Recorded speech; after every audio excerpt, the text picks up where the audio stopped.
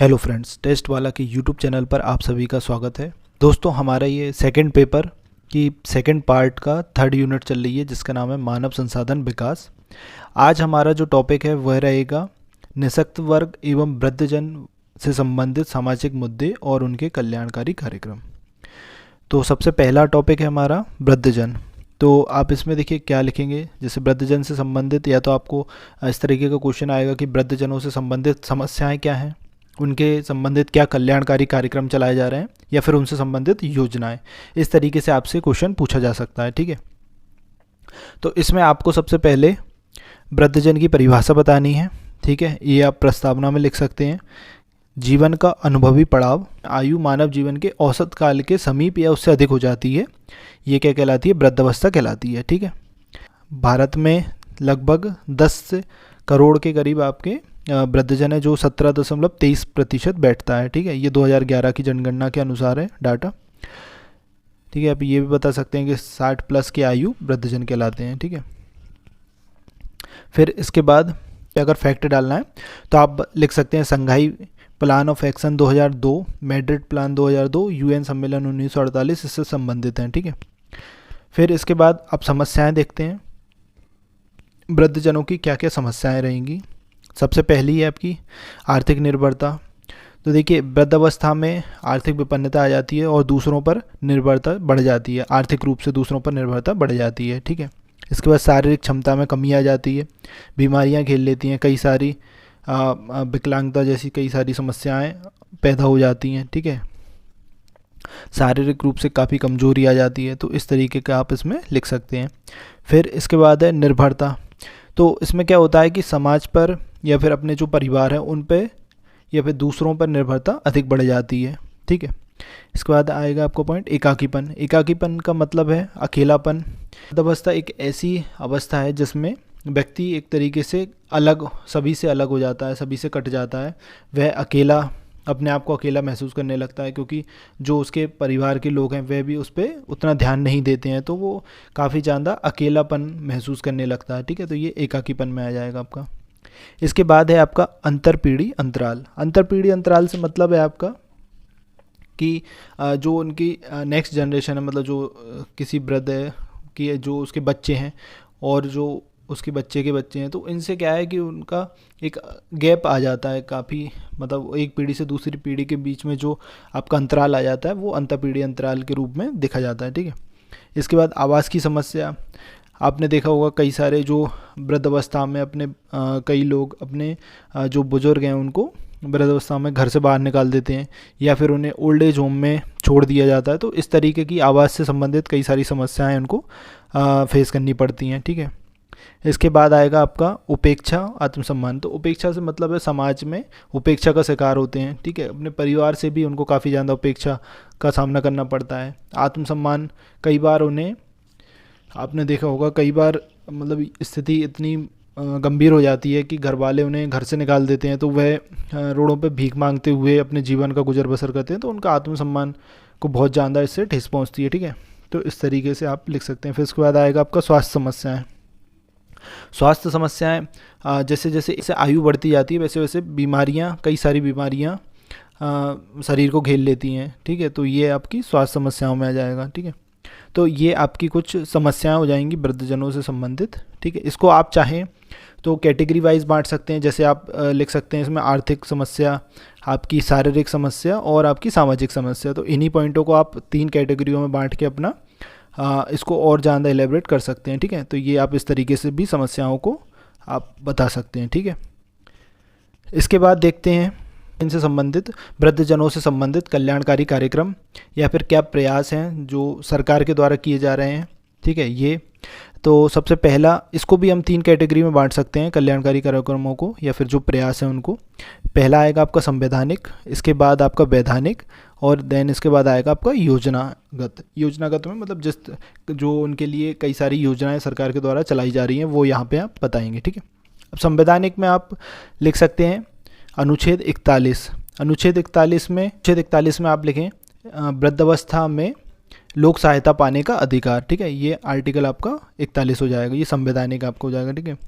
इसके बाद आप यहाँ प्रस्तावना का भी जिक्र कर सकते हैं कि प्रस्तावना में भी सभी को समानता के बारे में कहा गया है, ठीक है। इसके बाद आपका वैधानिक, तो वैधानिक कार्यक्रमों में क्या क्या रहेगा आपका, एक है आपका सबसे पहला रहेगा आपका वृद्धजन नीति, ये 1999 में बनाई गई थी, ठीक है।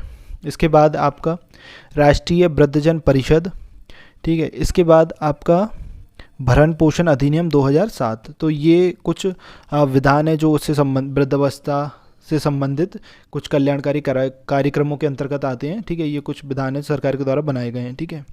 फिर इसके बाद योजनाएं देख लेते हैं। वृद्धावस्था से संबंधित कुछ योजनाएं हैं, जैसे पहले आपकी रहेगी इंदिरा गांधी वृद्धावस्था पेंशन योजना। इसमें क्या है आपकी इंदिरा गांधी वृद्धावस्था पेंशन योजना, इसमें बीपीएल के जो परिवार हैं, बीपीएल से नीचे मतलब बिलो पॉवर्टी लाइन, जो गरीबी रेखा से नीचे जीवन यापन करने वाले परिवार हैं, उनके वृद्धों को पेंशन दी जाएगी जिनकी आयु 60 प्लस हो चुकी है। उन्हें हर माह 500 रुपये की पेंशन इसमें दी जाएगी, ठीक है। ये हो गया। इसके बाद है आपका सामाजिक सुरक्षा पेंशन, ये मध्य प्रदेश सरकार की योजना है वृद्धजनों को आर्थिक सहायता प्रदान करने के लिए। इसमें 300 रुपये प्रति माह पेंशन की सहायता दी जाती है, ठीक है। इसके बाद है आपका अटल पेंशन योजना, ये 2015 में प्रारंभ की गई थी अटल पेंशन योजना। इसमें असंगठित क्षेत्र के लोगों को 60 वर्ष की आयु के पश्चात पेंशन दी जाएगी, ठीक है। इसके बाद आपका, अब देखिए इसमें क्या है कि योजनाएं आप अपने मन से भी बना सकते हैं, ऐसा कोई खास वो नहीं है कि योजनाएं आपको जो सरकारी योजनाएं वही लिखनी है, आप अपने मन से कुछ भी लिख सकते हैं, क्योंकि योजनाएं एक ऐसा मतलब एक ऐसा पॉइंट रहेगा जिसमें आप अपने मन से कुछ भी बना के लिख सकते हैं, ठीक है। जैसे मान लीजिए समर्थ योजना है, तो इसमें आप लिख दें कि वृद्धावस्था में जो असंगठित क्षेत्र के जो लोग हैं उन्हें ऐसे काम दिए जाते हैं जो वो अपने मतलब वृद्धावस्था में कर सकें, ठीक है, और उन्हें उसमें आर्थिक सहायता उससे मिलती है, ठीक है। इसके बाद आपका स्वास्थ्य सिद्धि कार्यक्रम मतलब आपको बुजुर्गों के लिए चलते फिरते चिकित्सा यूनिटों की स्थापना की गई है। इसमें उन्हें समय समय पर चिकित्सीय परीक्षण और स्वास्थ्य परीक्षण प्रदान किया जाता है जो कि निःशुल्क रहता है, ठीक है। इसके बाद वृद्धावस्था स्वावलंबन योजना, तीर्थ दर्शन योजना, फिक्स्ड डिपॉजिट पे उनको अधिक ब्याज दिया जाता है, ठीक है। इसी तरीके से जो रेलवे टिकट है या फिर जो अन्य रेलवे या हवाई यात्राओं में जो टिकट रहते हैं उसमें उन्हें छूट मिलती है, ठीक है। इंदिरा गांधी राष्ट्रीय विधवा पेंशन योजना, तो इसमें 40 से 79 साल तक आपके 300 रुपये प्रति माह पेंशन है, और 80 प्लस की जो महिलाएं हैं जो विधवा हैं उनको 500 रुपये प्रति माह का पेंशन रहेगा, ठीक है। तो ये जितने भी आप इसमें अपने मन से कुछ भी योजनाएं बना के लिख सकते हैं। तो ये आपको थोड़ा सा सीखना पड़ेगा कि अगर इस तरीके का कोई क्वेश्चन आ रहा है, आपको 2 या 3 योजनाएं आपको याद हैं, उसके बाद क्या करेंगे, तो आप अपने मन से कुछ भी योजनाएं आप अपने मन से बना के लिख सकते हैं, क्योंकि इतनी योजनाएं मतलब सरकार द्वारा, राज्य सरकार और केंद्र सरकार द्वारा कई सारे एनजीओ के माध्यम से कई सारी योजनाएं संचालित होती हैं। तो ऐसा मतलब ये नहीं रहेगा कि इसमें कुछ गलत आप लिख रहे हैं, आप अपने मन से कुछ भी योजना बना के लिख सकते हैं, ठीक है। फिर इसमें आप अंत में लिखना चाहें तो ये एक फैक्ट के रूप में आप बता सकते हैं। परिणाम आयोग, असम सरकार के द्वारा ये पहल की गई है जो काफ़ी सराहनीय पहल है। वहाँ पे क्या है कि परिणाम आयोग का गठन किया गया है असम सरकार के द्वारा। इसमें क्या रहेगा कि ऐसे सरकारी कर्मचारी जो अपने माता पिता की देखभाल नहीं कर रहे हैं, तो उनके जो वेतन है उसमें से 10 से 15% की कटौती की जाएगी व माता पिता के खाते में वह रकम भेजी जाएगी, ठीक है। तो ये एक अच्छा मतलब प्रयास है असम सरकार के द्वारा, एक अनुकरणीय पहल है। तो ये आप अपने जो आपका निष्कर्ष रहेगा उसमें आप इसको लिख सकते हैं, ठीक है। तो इस तरीके से ये आपका वृद्धावस्था वाला क्वेश्चन आपका कंप्लीट होता है। इसके बाद नेक्स्ट देखते हैं। नेक्स्ट है आपका निःशक्तजन। अब देखिए इसमें आपको सबसे पहले तो निःशक्तता की परिभाषा बतानी रहेगी क्या होती है। तो आप यहाँ लिख सकते हैं विकलांगता अधिनियम 1995 के अनुसार चिकित्सीय दृष्टि से यदि किसी व्यक्ति के शरीर का 40% से अधिक हिस्सा विकलांग हो जाता है तो वह विकलांगता की श्रेणी में आता है या निःशक्तजन कहलाता है। ठीक है। फिर इसके बाद आप यहाँ पे एक फैक्ट बता सकते हैं कि 2011 की जनगणना के अनुसार कुल आबादी का लगभग 2.1% आपके निःशक्तजन हैं। ठीक है। तो अब इसमें आपका समस्याएं क्या रहेंगी इनसे संबंधित, यहाँ भी आप देखिए 2 या 3 कैटेगरी में इसको बांट सकते हैं। आर्थिक समस्याएं आप अलग से लिख सकते हैं, फिर उसके बाद आप सामाजिक समस्याएं लिख सकते हैं। ठीक है। तो इस तरीके से आप चाहें तो उसको कैटेगरी वाइज बांट सकते हैं। समस्याएं देख लेते हैं। सबसे पहले आपकी रोजगार से संबंधित समस्याएं, तो रोजगार से संबंधित समस्याएं इसमें क्या रहेगा, रोजगार का अभाव है। ठीक है। जो भर्तियां होती हैं, सरकारी जो भर्तियां निकलती हैं, उनमें उनको काफ़ी कम कोटा मिलता है। ठीक है। इसके बाद आपका सार्वजनिक परिवहन तक उनकी पहुंच की असुविधा है। ठीक है। तो ये आपका पॉइंट बन जाएगा। इसके बाद आपका कार्यस्थल पे उनके साथ भेदभाव होता है। ठीक है। इसके बाद शिक्षा में जो निःशक्तजनों ने शिक्षा प्राप्ति में काफ़ी ज़्यादा कठिनाइयों का सामना करना पड़ता है। इसके बाद अगला पॉइंट रहेगा आपका, समाज में इन्हें हे दृष्टि से या फिर जो मतलब एक तरीके से उनको हमेशा उस दृष्टि से देखा जाता है कि ये किसी काम के नहीं है। ठीक है। और उन्हें तिरस्कार की भावना से हमेशा समाज के लोग हमेशा देखते हैं। ठीक है। हमेशा उनको दया का पात्र समझा जाता है। आपने कभी भी देखा होगा जो भी विकलांग है तो उन्हें हमेशा एक तरीके से लोग दूसरे उनको हमेशा एक दया का उनके प्रति भाव रखते हैं। ठीक है। उन्हें यही लगता है कि ये भीख मांगते हैं, इस तरीके की लोगों की उनके प्रति एक भावना बन जाती है। ठीक है। इसके बाद असुरक्षा का, तो समाज में और परिवार में उनको असुरक्षा का भाव हमेशा बना रहता है, क्योंकि कभी भी उन्हें अपने परिवार से या समाज से कभी भी उन्हें बाहर किया जा सकता है। ठीक है। इसके बाद आपका आर्थिक विपन्नता। आर्थिक विपन्नता, आर्थिक रूप से ये पहले वैसे ही कमज़ोर होते हैं, इनको उतने रोज़गार के अवसर नहीं मिलते। ठीक है। अपने परिवार पे इनको निर्भर रहना पड़ता है, समाज पे निर्भर रहना पड़ता है। तो इस तरीके से आर्थिक रूप से इनको काफ़ी ज़्यादा मतलब विपन्नता का या फिर आर्थिक रूप से कठिनाइयों का सामना करना पड़ता है। तो इस तरीके से आपकी ये समस्याएं हो जाएंगी। ठीक है। अब इसके बाद नेक्स्ट रहेगा, इसमें क्या क्या प्रयास हैं या फिर क्या कल्याणकारी कार्यक्रम है। इसमें भी हम वही 3 कैटेगरी में बांटेंगे। सबसे पहला रहेगा आपका संवैधानिक प्रयास, फिर उसके बाद वैधानिक, और फिर उसके बाद क्या योजनाएं इनसे संबंधित चलाई जा रही हैं। ठीक है। अब देखिए संवैधानिक में आपका रहेगा वही आपका आर्टिकल 41 है। इसमें आप इस तरीके से लिख सकते हैं, निःशक्तता की दशा में लोक सहायता पाने का अधिकार। ठीक है। देखिए आर्टिकल 41 क्या है कि ये आप कहीं भी इसको अप्लाई कर सकते हैं, क्योंकि आर्टिकल 41 कहता है, जो अनुच्छेद 41 है वह कहता है कि प्रत्येक व्यक्ति को लोक सहायता प्राप्त करने का अधिकार है। ठीक है। चाहे वह निःशक्त हो, चाहे वह वृद्ध हो, चाहे वह आर्थिक रूप से कमज़ोर हो, ठीक है, या फिर सामाजिक रूप से पिछड़ा हो। तो ये आपका जो आर्टिकल है इसको आप कहीं भी यूज़ कर सकते हैं। ठीक है। इसके बाद रहेगा आपका अनुच्छेद 39। अनुच्छेद 39 क्या कहता है, अनुच्छेद 39 कहता है कि समान कार्य के लिए समान वेतन, चाहे वह आपका दिव्यांग हो या फिर जो नॉर्मल व्यक्ति है वो, तो दोनों में कभी भी इस बात पे उनमें भेद नहीं किया जा सकता। ठीक है। दोनों को अगर उनसे काम लिया जा रहा है तो उन्हें उस कार्य के लिए समान वेतन दिया जाएगा। ठीक है। इसके बाद आपका आर्टिकल 21 का, तो जो 21 का है इसमें क्या रहेगा, शिक्षा प्राप्ति का अधिकार। ये आपका एक मौलिक अधिकार है शिक्षा का, तो सभी व्यक्तियों को, चाहे वह निःशक्त हो या फिर सामान्य हो, उन्हें शिक्षा प्राप्ति का अधिकार संविधान हमारा देता है। ठीक है। फिर इसके बाद आपके वैधानिक जो प्रयास हैं उसमें रहेगा आपका दिव्यांग अधिनियम 2016। ये आपका जो विकलांगजन अधिनियम 1995 था उसी में कुछ सुधार किए गए हैं। तो ये उसका नया जो रूप है वो है दिव्यांग अधिनियम 2016। ठीक है।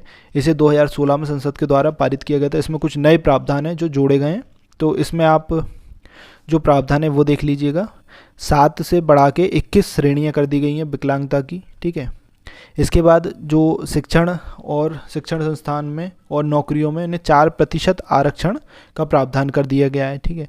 इसके बाद रहेगा आपका दिव्यांगों की सुनवाई के लिए विशेष न्यायालयों की स्थापना की गई है। ठीक है। इसी के साथ आप एसिड अटैक से जो पीड़ित होते हैं, जिन पे मतलब एसिड से हमला किया गया है, तो उससे जो पीड़ित लोग हैं उन्हें भी दिव्यांग की श्रेणी में शामिल किया गया है। ठीक है। इसके बाद अगला पॉइंट रहेगा आपका दिव्यांगों को वित्तीय सहायता देने के लिए राष्ट्रीय व राज्य स्तर पर एक निधि की स्थापना की जाएगी। ठीक है, तो ये आपका दिव्यांग अधिनियम 2016 में जो नए प्रावधान है वो मैंने आपको यहाँ पे बता दिए। ठीक है, इसके बाद रहेगा आपका अगला जो वैधानिक प्रयास है, इसमें रहेगा आपका भारतीय पुनर्वास परिषद। ये 1992 में इसकी स्थापना की गई थी। ठीक है, ये आपका जबलपुर में है। इसमें क्या रहेगा, जो निःशक्तजन हैं उनको समग्र विकास के लिए व्यावसायिक प्रशिक्षण प्रदान किया जाता है। ठीक है, ताकि वह अपने पैरों पे खड़े हो सके, मतलब वह अपना खुद का कुछ काम कर सकें। ठीक है, ताकि उन्हें आर्थिक रूप से मजबूती प्राप्त हो। ठीक है, तो इस तरीके से ये आपके ये वैधानिक हो जाएंगे। ठीक है, इसके बाद योजनाएं देख लेते हैं। अब योजनाओं में मैंने आपको जैसे अभी पहले बताया था कि आप योजना अपने मन से भी लिख सकते हैं, कोई इसमें बहुत बड़ा वो नहीं है कि आपको योजनाएं रटनी है। आपको एक दो योजनाएं याद रखिए, बाकी सारी योजनाएं आप अपने मन से बना के लिख दीजिएगा। ठीक है, अब देखिए छात्रवृत्ति से संबंधित योजनाएं, तो इसमें आप बता सकते हैं शिक्षा के लिए कुछ योजना। ठीक है, शिक्षा संबंधित छात्रवृत्ति की योजना हो गई। ठीक है, इसके बाद आपका दीनदयाल समर्थ योजना, ये 2004 में मध्य प्रदेश सरकार द्वारा प्रारंभ की गई है। ये शिक्षा एवं रोजगार के क्षेत्र में जो निःशक्तजन है उनको विशेष रूप से सहायता प्रदान की गई है। ठीक है, इसके बाद आपका सुगम्य भारत अभियान, ये 2015 में प्रारंभ की गई है। एक राष्ट्रव्यापी फ्लैगशिप योजना है जिसको सामाजिक न्याय एवं अधिकारिता मंत्रालय के द्वारा प्रारंभ किया गया है। ठीक है, इसमें दिव्यांगों के लिए जो सार्वभौमिक पहुंच को निश्चित करना इसका उद्देश्य है। 2018 तक इसमें लक्ष्य रखा गया है कि जो भी आपके रेलवे स्टेशन हैं, बस स्टैंड हैं, सरकारी भवन हैं या फिर अस्पताल हैं, उनको लगभग 50% तक दिव्यांगों के लिए सुगम्य बनाया जाएगा। ठीक है, इसी के साथ इसमें एक सुगम्य पुस्तकालय करके योजना है जो आपके दिव्यांग हैं उनके लिए सुगम्य पुस्तकालय की स्थापना की जाएगी। ठीक है, इसके बाद आपका समर्थ सिद्धि कार्यक्रम, ये जो आपके निःशक्तजन हैं उन्हें कौशल प्रशिक्षण से संबंधित कार्यक्रम इसमें चलाए जाएंगे। ठीक है, फिर इसके बाद आपका सक्षम अभियान, इसके तहत क्या रहेगा, जो आपके दिव्यांग हैं उन्हें मुख्य धारा से जोड़ने के लिए, उन्हें स्वावलंबी बनाने के लिए सरकार की तरफ से एनजीओ की सहायता से उन्हें विशेष प्रकार के व्यावसायिक प्रशिक्षण प्रदान किए जाएंगे। ठीक है, इसके बाद आपका विकलांग पुनर्वास कार्यक्रम, इसमें भी आप वही चीज़ें लिख सकते हैं, विकलांगों के पुनर्वास से संबंधित योजनाएं। ठीक है, फिर इसके बाद है ब्रेल शिक्षा केंद्र, जो दृष्टिहीन हैं, ठीक है, उन्हें शिक्षा प्राप्त करने में जो कठिनाइयाँ आती हैं उसके समाधान के लिए ब्रेल शिक्षा केंद्रों की स्थापना सरकार के द्वारा की जा रही है।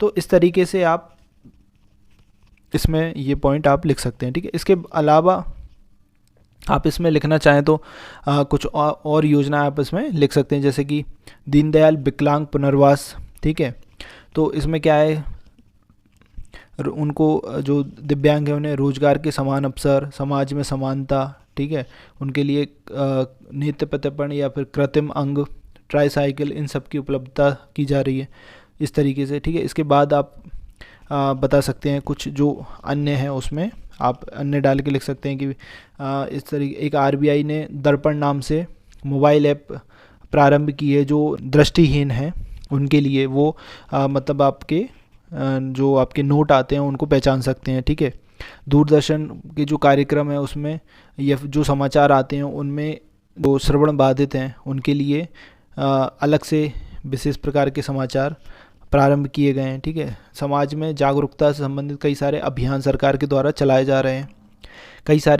कई सारी सरकार की संस्थाएं हैं जो इससे संबंधित कार्य कर रही हैं, जैसे शारीरिक विकलांग संस्थान है नई दिल्ली में। ठीक है, राष्ट्रीय मानव विकलांग संस्थान, इसके अलावा राष्ट्रीय पुनर्वास केंद्र सीहोर में स्थापित है। ठीक है, एक सुगम्य पुस्तकालय आपके जबलपुर में खोला गया है। तो इस तरीके के आप अन्य पॉइंट इसमें लिख सकते हैं। इस तरीके से आज का जो वीडियो है हमारा यहीं ख़त्म होता है। अगर आपको वीडियो पसंद आ रहा है तो वीडियो को लाइक कीजिए, चैनल को सब्सक्राइब कीजिए, और जो भी आपके फ्रेंड इस बार मेंस दे रहे हैं या आगे जो मेंस देंगे उन्हें आप इस वीडियो को शेयर कीजिए ताकि उनका भी इससे भला हो सके। धन्यवाद।